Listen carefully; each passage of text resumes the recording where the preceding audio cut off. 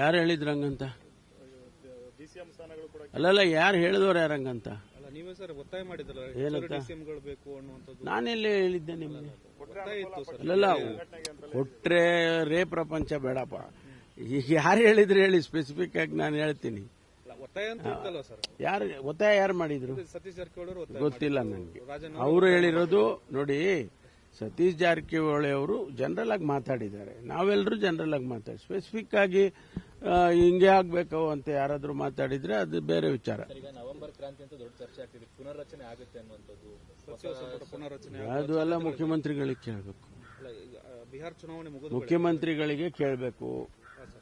Cabinet ರಿಷಫಲ್ ಇದೆಯಾ ಅವರನ್ನ ಕೇಳಿ, ಅಥವಾ ಯಾರಾದ್ರೂ ತಗೊಳ್ತೀರಾ ಇಂಥವ್ರನ್ನ ಅಂತವ್ರನ್ನ, ಅದೆಲ್ಲ ಅವ್ರಿಗೆ ಕೇಳಿ.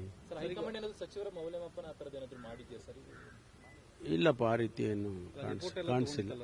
ಅದು ಅವರು ಬೇರೆ ಬೇರೆ ಸಂದರ್ಭದಲ್ಲಿ ಬೇರೆ ಬೇರೆ ನಡೀತಾ ಇರತ್ರಿ. ಇದು ನಿರಂತರವಾಗಿ ನಡೆಯೋದು ಇದು. ಅದಕ್ಕೆ ಇದು ಅಟ್ಯಾಚ್ ಮಾಡೋದು ಅಗತ್ಯ ಇಲ್ಲ.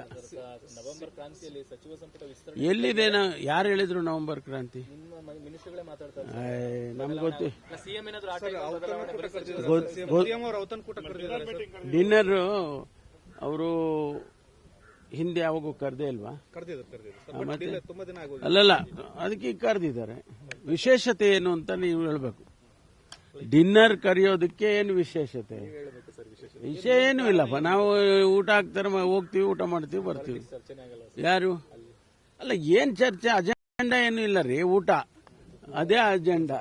ಬಿಲ್ಗಳು ಬಾಕಿ ಇರೋದ್ರಿಂದ ಕೆಲವು ಇಲಾಖೆ ಕ್ಯಾಶುವಲ್ ಆಗಿ ಅವೆಲ್ಲ ಕ್ಯಾಶುವಲ್ ಆಗಿ ಮಾತಾಡೋದು ಬೇರೆ. ಸೀರಿಯಸ್ ಆಗಿ ಕೂತ್ಕೊಂಡು ಅದನ್ನ ಸ್ಪೆಸಿಫಿಕ್ ಪ್ರೊಸೀಡಿಂಗ್ಸ್ ಮಾಡಿಕೊಂಡು ಚರ್ಚೆ ಮಾಡೋದೇ ಬೇರೆ. ಇದು ಒಂದು ಕ್ಯಾಶುವಲ್ ಮೀಟಿಂಗು, ಊಟ ಮಾಡೋಣ ಬರ್ರಿ ಎಲ್ಲರೂ ಅಂತ, ಬಹಳ ದಿನ ಆಗಿದೆ ಅಂತ ಹೇಳಿ ಕರೆದಿದ್ದಾರೆ. ಪಕ್ಷದಲ್ಲೂ ಕೂಡ ಸರ್ ಬಹಳಷ್ಟು ಒಂದು ಗೊಂದಲಗಳಿದೆ. ಈ ಹೈಕಮಾಂಡ್ ಕೂಡ ದ್ವಂದ್ವ ನಿಲುವು ವ್ಯಕ್ತಪಡಿಸ್ತಾ ಇದೆ. ಈಗ ಸಾಕು ನಡೀರಿ, ಪೊಲಿಟಿಕಲ್ ಕ್ವಶನ್ಸ್ ಇವೇನು ಉಪಯೋಗ ಆಗಲ್ಲ ಇವೆಲ್ಲ.